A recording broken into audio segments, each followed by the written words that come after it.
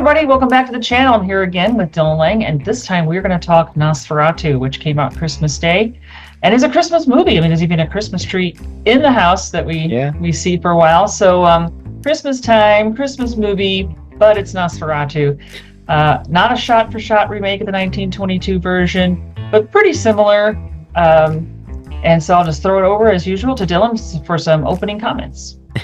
I would agree that while it's not shot for shot, it does hit basically every beat that original movie does, plus some, because it's pulling from Bram Stoker's Dracula, the novel as well. So we get I forgot which specific element it is, but there's a couple things here or there where it's like, okay, that's pulling more from the book than from the original movie. One instance is like your kind of Van Helsing doctor played by Willem Dafoe,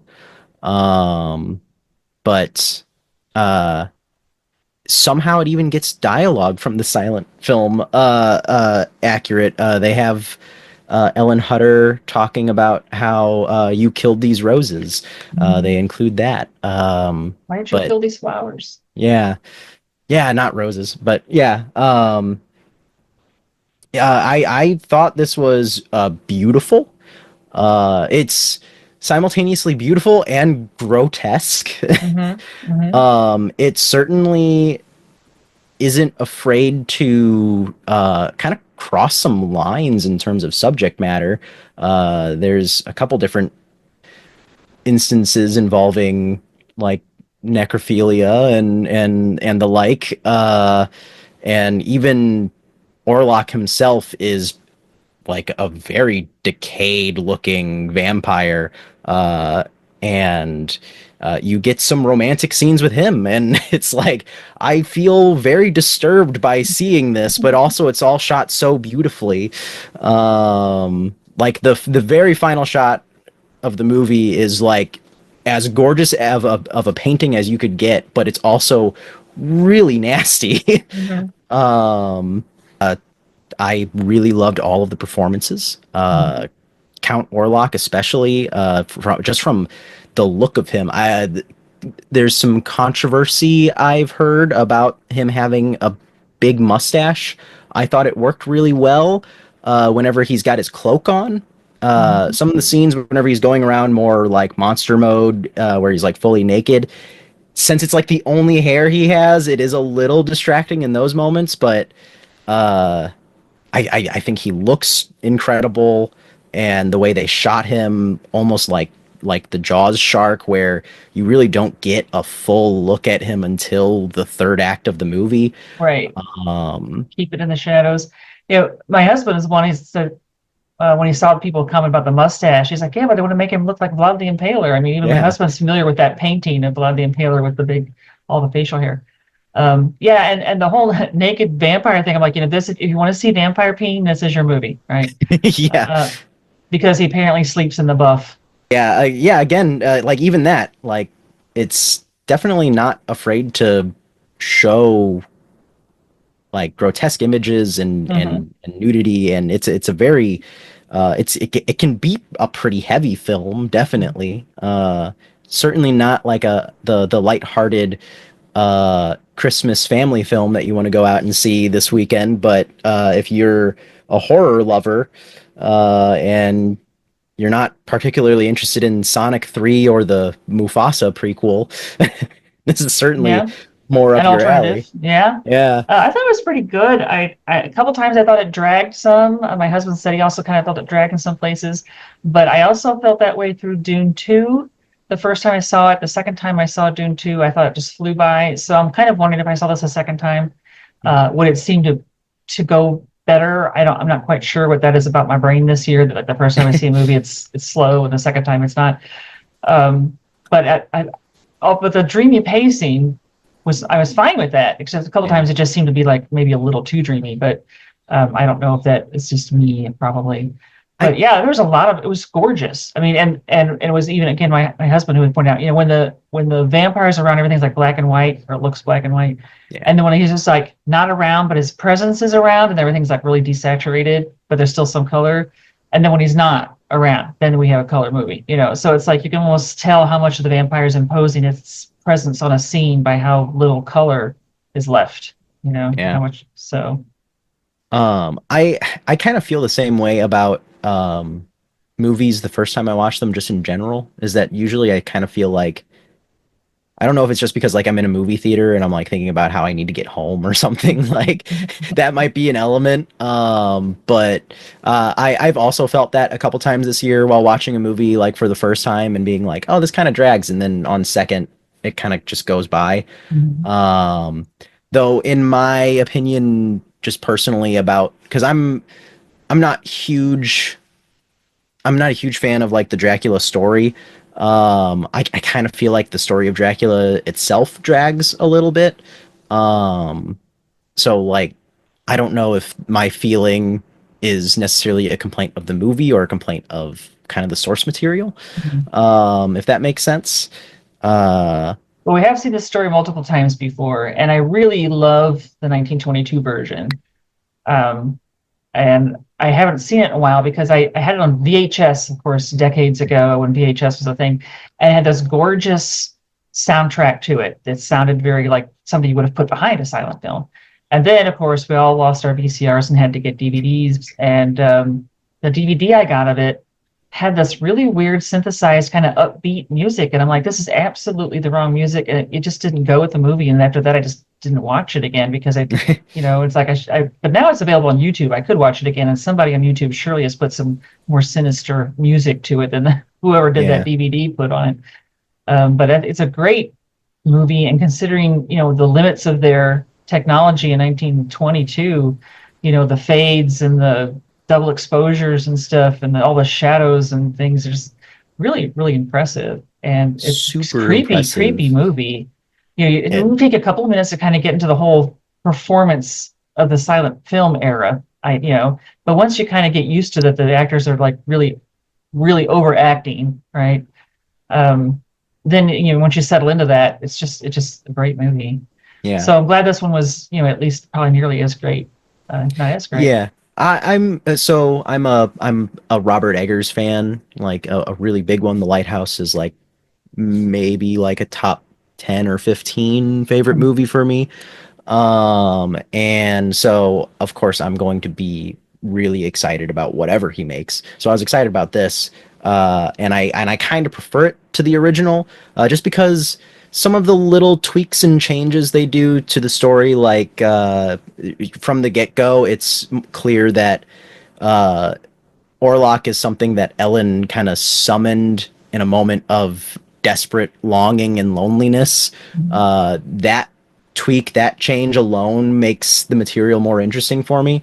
Um, And it gives a reason for them to end up as neighbors. yeah, Whereas in everything else, it's just like Dracula sort of ends up, you know, in Carfax in London or wherever he ends up in the 1922 version of Nosferatu, kind of like, oh, he just coincidentally wanted to move to this town where this young girl is. But I guess in those movies, though, he doesn't necessarily have a psychic connection like he seems to have with this young girl. So. yeah.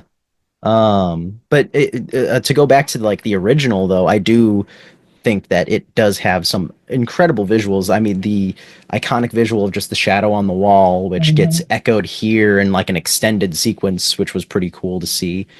That's amazing. And I also agree that as much as I love the silent era, sometimes, depending on the copy that you get a hold of, the soundtrack can absolutely make or break what Mhm. you're watching. And you shouldn't watch a silent film completely silent. Most, if not all, were made with the intention of there being some type of orchestra or music playing. Mhm. So I know I made the mistake when I was like a teenager of being like, oh, well, they're silent films. I should watch them without any sound. And it's like, no, that makes them really hard to get through, actually. The performances, like you were saying, for the original, that it's that heightened silent era.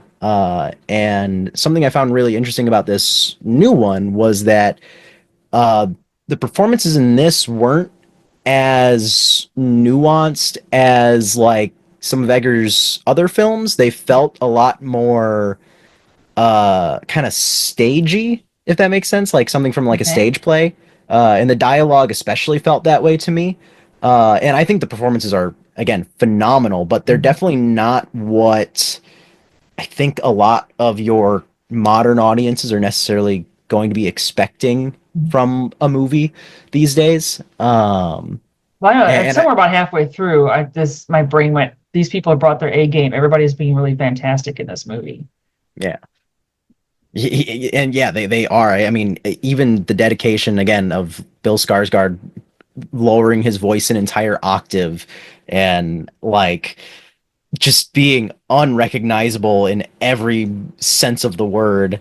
Uh, Yeah, he especially is almost like the standout in a sense, which is a shame because there's several great performances in this. Mhm. Nicholas Hoult delivered. I think one of the reasons why this is like my favorite version of Dracula is because it has my favorite version of that dinner scene, Mhm. where he meets Count Orlok for the first time, and there's something about Holt's performance where it's like this constant you can see the fear rising in him throughout the entire scene as like tears well in his eyes until it's just utter horror by the very end of it, and like it cuts away and goes back to Ellen Lily Rose Depp's character like on a beach or something if I remember Mhm. correctly. But that sequence, just the way it's shot, where Count Orlok is constantly out of focus. Is you just hear his voice most of the time, and then like a shadow moving in the background, and then all of a sudden he's like right onto the left, even though he was just on the right, Mhm. pouring wine or water, and His giving it to movements aren't him. natural. Yeah, Yeah. and even like whenever you first see him walking up the stairs with Count Orlok, and like you hear the footsteps, and then all of a sudden they just stop as the camera is rising up and Count Orlok's no longer above him. You don't even know where he went. Like there's a lot of fantastic dreamlike imagery in that sequence and throughout, um, where like Count Orlok will cover the camera and then suddenly we're seeing Lily Rose Depp's character walking out into her garden or wherever. Um, yeah, it's fantastic just to look at. Like, Yeah, and even and some of the, well, good and bad on the sound thing. I mean, I liked, although it got annoying at times, the way that the vampire breathed. yeah, Someone said it was almost like he had like shards of glass in his lungs as he's like having making these painful inhalations. And I was reminded of a book by Fred Saberhagen called An Old Friend of the Family. And if you can get hold of that, it's from the mid 70s. So I don't know how easy a used copy is to find, but it's Dracula in like 1970s Chicago. But he explains to the reader at some point that newborn Nosferatus don't remember that they're dead and that they have to inhale to be able to speak. And so the new ones will try to talk without taking a breath first. They have to learn how to have the habit of breathing just so they can talk because they're dead, so they don't need any oxygen, right? So here we have Orlok kind of doing that. Like he needs to speak, so he has to get some air into his lungs because he's dead. He doesn't need to breathe, right? So I yeah, kind of liked that part of it. I mean, I liked the whole Orlok thing. I liked the way he moved unnaturally, which reminded me of a lot of the Dracula and Francis Ford Coppola's version. Because yeah, one of the things I loved about that movie was when they're in Dracula's castle, his shadow's doing one thing while he's doing something else, or rats are running across the ceiling, or water is dripping up. But what I liked about all that was not that it seemed like the Dracula was doing it on purpose. It was just like the mere presence of the vampire for centuries has like twisted physical reality to the point where it doesn't work anymore. The physics of this place are all wrong, and not because anybody did anything on purpose. It's just this evil squatting there that has like decayed reality. And yeah, you kind of get a feeling of that here too, where this vampire has just been somewhere so long that it just the real world doesn't work there anymore. It is kind of dreamy, it is kind of horrible, and it's just like the nature of the vampire itself permeating, the reality of the situation. yeah. And uh, to kind of go back to like the breathing, like they really sell the idea of this being a dead person walking, essentially. Like, Mhm. yeah, if you were 300 years old or however old he's supposed to be, yeah, I don't think his lungs are going to be working up to snuff. Yeah, and it sounds so horribly painful to be a vampire. Like, why? What are you getting out of this, dude? Yeah. Because it sounds really horrible. You move creakily and you breathe terribly, and you're apparently you've admitted to being terribly lonely and all this kind of stuff. And it's just like, it doesn't sound like you're not selling it, Yeah. basically. It's interesting because I feel like this version of Orlok slash Dracula, we kind of almost don't get a whole lot in terms of like what his deal is, because he kind of comes across as more of a just like a dark presence as opposed to like a cursed person. Because I would say like the Francis Ford Coppola one, since we get that like opening sequence establishing who he Mhm. was, you get a lot more humanity to him. Mhm. Whereas this, since he's Like a introduced yeah, force as of like a nature. voice, yeah, Yeah. he's this other entity, and an occult entity, according to Willem Dafoe, um, And he who, is an appetite, he says. Not that he has none, but he is one. yeah, Willem Dafoe gets to smoke out of like the coolest pipe in the world in this movie. Also, by the way, um, I will always love Willem Dafoe no matter what he does. So everything he does here, I thought was fantastic. But yeah, we get more about Ellen and her like being like this weird, like almost nexus point for supernatural forces, spiritual forces. And I think he says to her at one point something along the lines of like, if you had been born 100 years ago in Egypt, you would have been a priestess. Something But like that, yeah. yeah, but now you have to suffer this essentially. Right. Because we're living in Um, this very man-centric Victorian era where even when the doctor's prescription when she's having these fits at night is just like tighten her corset up, right? yeah, And it's like, yeah, we need to constrain women more, right? When they act out. The yeah. corset's not enough. We need extra corset, to try to get her to conform to some sort of you know, female preconceived notions of what it means to be a woman in this society, and she's just not doing it right. And if that doesn't work, use chloroform. Yeah, or drug her, Sorry, tie her to the ether. bed. I mean, you know, those hysterical women. Yeah, So, you have another woman in another movie where the woman is a smart one and tells everyone what's going on and no one believes her, basically. yeah. And even like to the point where it's like her desire is what kind of summons Nosferatu, and it's like, yeah, she's being punished in this day and age where that wasn't expected of women. Like that was considered a taboo to be lustful as a woman. Mhm. Um, and so yeah, I like how Eggers writes women usually. I thought that The Witch was really fantastic. And that is a very female centric film. And this is also a as equally strongly written in terms of just characters, in my opinion. Um, though his second film, The Lighthouse, is entirely male.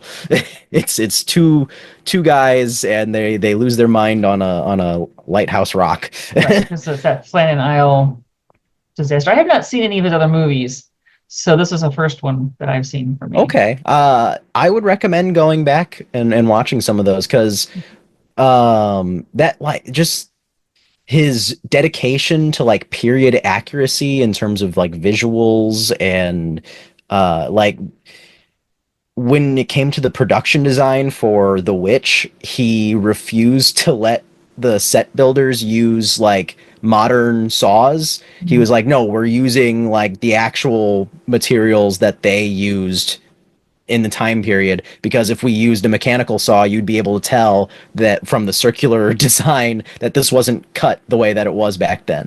So he's a very big stickler for details, and especially when it comes to costumes and set design.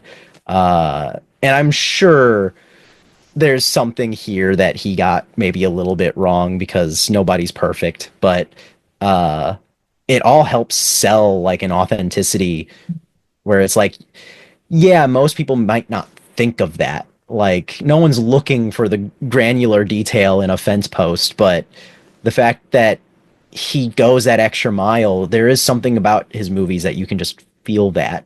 Mhm. Um, Well, he does do the as soon as I saw the horse with the girl on it, the naked girl. I don't know that the naked girl's required, but I have read some books about vampires where you lead a white horse through the cemetery, and if it refuses to step on a grave, then that's the grave of the yeah, vampire. So that is an actual folk thing that people do, with or yeah. at least did with a white horse. And so I'm like, oh, they're looking for a vampire. But Uh, yeah. allegedly, even the how he feeds in this movie is Mhm. from the chest as opposed to the neck. Allegedly, that is like some of the earliest folklore of vampires. They fed from the chest as opposed to the neck.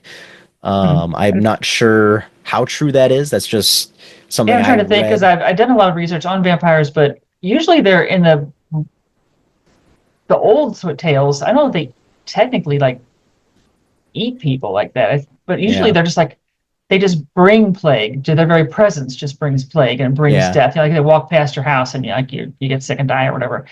And they're more of a force of nature, and they're usually more like zombies that we think of today. They're usually decaying and they're awful and they have a stench and and it's just like if you think about a zombie today, that's kind of like the vampire of centuries ago. yeah. And some of them didn't even get out of their graves. The Neuntoter, I think, is the Neuntoter is one of them where it would twist around in its grave and chew on its shroud, and if you were close enough to hear it chewing, then like you would die. Interesting. So it didn't even have to like leave the coffin. It just sat there and chewed. Yeah, So there's a lot of different kinds of undead, in Europe, and a lot of different kinds of folklore. So when you can kind of pick and choose, I guess, on can they yeah. stand the sunlight or can they cross running water? And there's a great line in Old Friend of the Family where Dracula, who can go out in the daylight in for Saberhagen books, but only when it's like overcast, and he usually wears a big hat to try to Hmm. keep the sunlight directly off of his skin. But he's been some people have died and someone's gotten torn apart, and of course he just looks like this little harmless man, and so no one thinks he did anything, right? But the policeman at this crime scene is just like, I don't know what happened. This guy ran away from the road. If someone was chasing me, I think I'd run to the road. And Dracula just says, well, one would assume that he was going for running water. It wouldn't have helped him, but he was a more knowledgeable young man than most. And of course, the policeman's thinking, this man is insane. But it's like, okay, so in these books, running water, Dracula doesn't care. But sometimes in folklore, if you can get across a stream or something, evil can't follow you. So you Yeah. might take a shot. So there's all kinds of different little folklore things you can do, and the white horse was just one of those things that came up. I thought, wow, that was pretty cool. Or in this, they don't. He doesn't have to get permission to walk in. Right. Um, that's an iconic kind of vampire trope as well. And you don't need a Uh, wooden stake. I'm pretty sure what they stuck through the chest of that vampire in the village was a metal stake. yeah. So just staking it was enough. Didn't have to be made of anything certain. Um, The Going with the the sound, though, I said that the breath sounds were kind of a cool thing. One thing that I didn't like was the gulping sounds of gulping the. I'm one of those people I can't hardly stand to listen to people eat anyway. yeah, So if someone's like chomping next to me, I'm just like, ugh. And here's yeah. this like gulp, gulp. I'm like, ugh, I Yeah. just don't know. Like I could take the blood on the screen, but please It's don't gulp.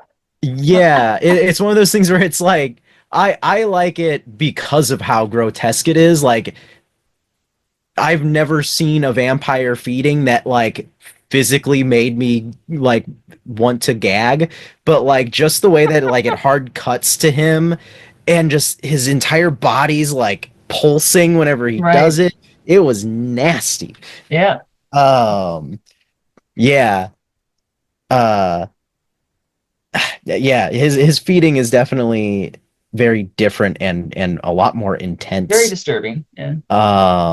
But the I liked the woman on the horse bit as well because it felt like I'm not super well versed, but like it's one of those things where while you're watching it, you go, yeah, this feels very folklore, fairy tale-ish. Even just in how the image is used, where if the woman on it isn't necessarily accurate, again, I don't know, but the image of like a woman on a horse being led through the woods, that evokes like the drawings and a lot of art that you see from kind of like Renaissance era a little Mhm. bit, and then and just some folklore things, European folklore, that like fairy tale-ish. Of course, this isn't like a happy fairy tale, but No, it's usually not. yeah. I don't know when fairy tales started to become like a cozy thing for people. I want to know when that Pretty recent, I turned. think. Yeah. Yeah, when that turned. Is it just because of Disney? Like, Well, we're trying a um, lot of things less evil. I mean, as is, tr- vampires used to be pretty grotesque and zombie-like, and then they kind of got well upper class and not so zombie-like, but still pretty dreadful, yeah. and now we have them they sparkle and and they can be romantic and all that kind of stuff. And it's like, well, that's pretty new. I Um, remember Eggers saying that like he wanted to make vampires scary again, and I think he did achieve that with Count Orlok and in this film.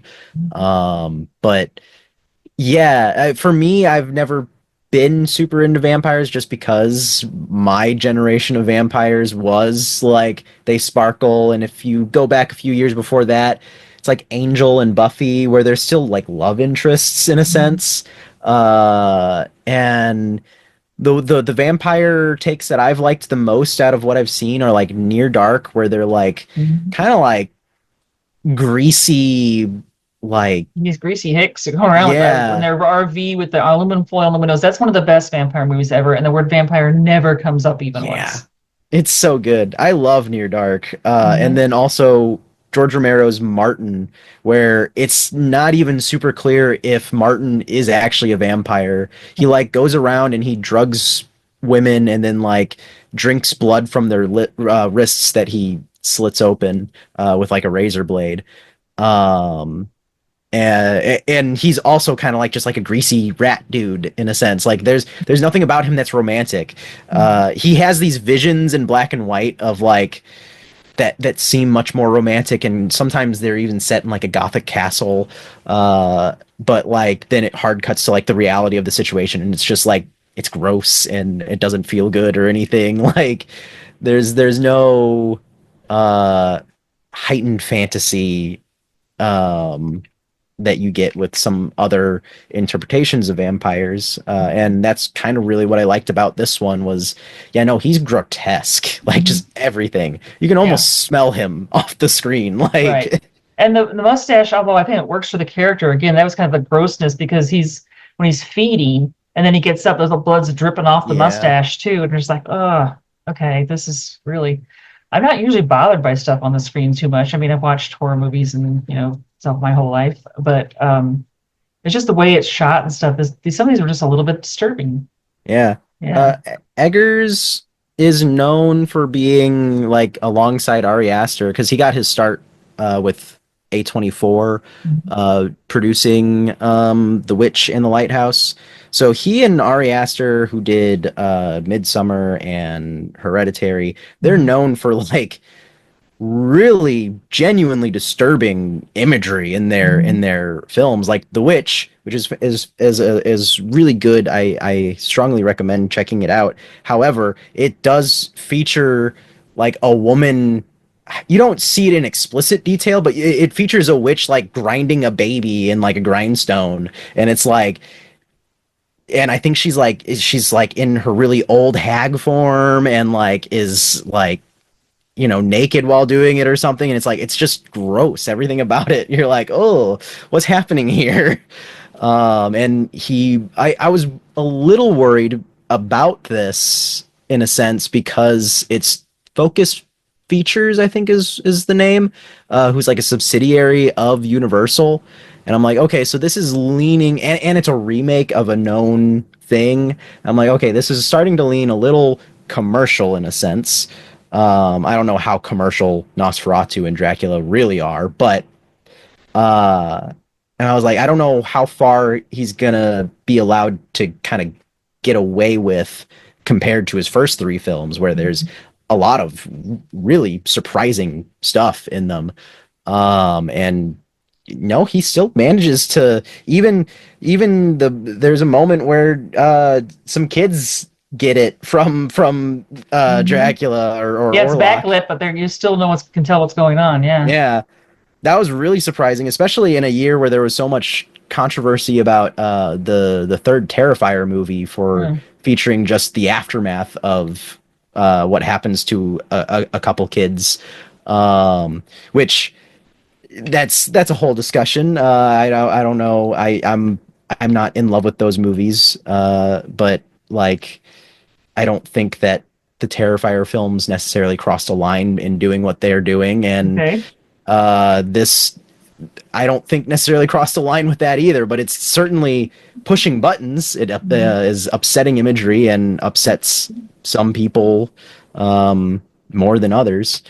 Um, Yeah, it was kind of unexpected. I kind of expected for them to walk in on like dead children in bed or something, but yeah. no, you do kind of see them throw their bodies away, and so it was intriguing. One thing I've seen that people have been critiquing this on is camera work. And this is interesting to me because like half the people I've been watching a bunch of recaps of it on YouTube, and you got like 75% of the people are like, oh, the camera work was great, and then you got this other few people are like, yeah, the camera was really boring, and like the third time the camera did X, Y, and Z, I'm like, you could do something else different now. I didn't notice particularly that whatever bored people, but I thought it was interesting, as well shot. The colors, the way that the more the vampire is present, the less color there is. So it's almost like the presence of the vampire just desaturates the world. Was pretty cool. Yeah, a lot of their choices with color and cinematography and just the way things are framed. Um, the crossroads scene, pretty Oh, cool. spectacular. And just it is like it's a crossroads. How exciting or interesting could it be? But it is, and it's a great scene. Yeah, I think I don't really have any complaints about it. I like pretty much everything about it. I thought the performances were fantastic, and I don't know if I appreciate Willem Dafoe's performance as much as maybe if everybody else hadn't also been on their A game, because he was great. I'm thinking, He's a well, but little, everybody was great. So I'm trying to think of yeah. something that would make him stand out to me. I think, well, he might be great, but I think because there's everyone else was great that I have like picked him out as being especially great. I get. Yeah, he is almost a little lost because his character isn't introduced till like end of second act almost. And yeah, everyone else is doing such an amazing job that like even though he's doing just as great of a job as I think he always does. Again, it's my love of his performance in this is mostly just me loving Willem Dafoe. Like he doesn't necessarily stand out as much as even Nicholas Holt or uh, uh, even Aaron Taylor Johnson to an extent because I've enjoyed him in movies, but I've never thought he's like a spectacular actor. And in this, he really kind of steps up uh, to what everyone else is kind of putting out as well. Um, so yeah, I think Willem Dafoe, it's almost like you expect him to be good, and it's like, yeah, And he was he's great. pretty good. um, but yeah, the camera work, I think anyone who says that it's got bad camera work is a little insane. Like maybe he does do a couple of the same tricks once or twice, but I love the way the camera moves because it like you were talking about, it's very dreamlike. It's this like slow kind of panning and spinning and that makes up a lot of the movement, I think, but I don't I know. think I think a lot There's of it feeds just into that. The camera work is sort of slow, the pacing's kind of slow, but even the count speaks slowly, right? yeah. I did see someone saying they wish they had given him subtitles even when he's speaking English, because when he's speaking Romanian or Latin or whatever the other languages he drops, then you get subtitles. But as soon as he switches to English, you don't. And then sometimes he's still very hard to understand. So a Yeah. second viewing, I might get more of his lines. And he's also speaking in a very Mm. like using very odd language sometimes He's because sort of like rolling his R's, and yeah, it's an interesting performance vocally, certainly. because I think it's the quote about like where Nicholas Holt's character Hutter is like trying to go home early essentially, and he's like talking about how he doesn't feel well, and it's he ends his sentence with like, listen to this my counsel or whatever, and it's like, yeah, if you're not used to older language, like that's gonna be, and he's already speaking in this deep voice and rolling R's and just really bizarre like accent. It's a little difficult to understand what he's exactly trying to get at in that sentence, but it's like, no, he's just saying, take my advice, like stay. Well, this was, I guess, just Bill Skarsgård distorting it himself, which was very interesting. And I suspected that that was not the case. I thought maybe they were, enhancing that or doing digital things. And apparently, also with Lily Rose Depp's performance, people thought maybe that was digitally enhanced, but apparently not. So, she sort of went for it. Although apparently she studied some kind of like acting. For I guess for this movie, she did some study on where it's very physical kind of acting, some tradition. I don't know that where the actors do a lot more physicality for roles, and so she kind of got into this whole where she's got to have these seizures and throwing herself Yeah. around kind of stuff. So, and the rolling her eyes back in her head, I can't do that. I'm pretty sure. So it's like Yeah, no, I that don't was people who can't do who can do that just impress me. So everybody was so impressive though. The costumes impressive, the sets, the cinematography. I think it's just really impressive all around. With Dune 2 out there, I'm not sure I would say it's the best movie of the year, but I think it would be right up there. And you know, I would hope that Dune 2 and this movie get a lot of Oscar nods. I'm sure they Yeah. won't because science fiction and horror, traditionally kind of ignored by the Academy as I think being Dune lesser has a than better somehow. chance, but Yeah. But it's like, um, there's you think Lily Rose Depp should really be nominated at the very least, and maybe everybody else as well.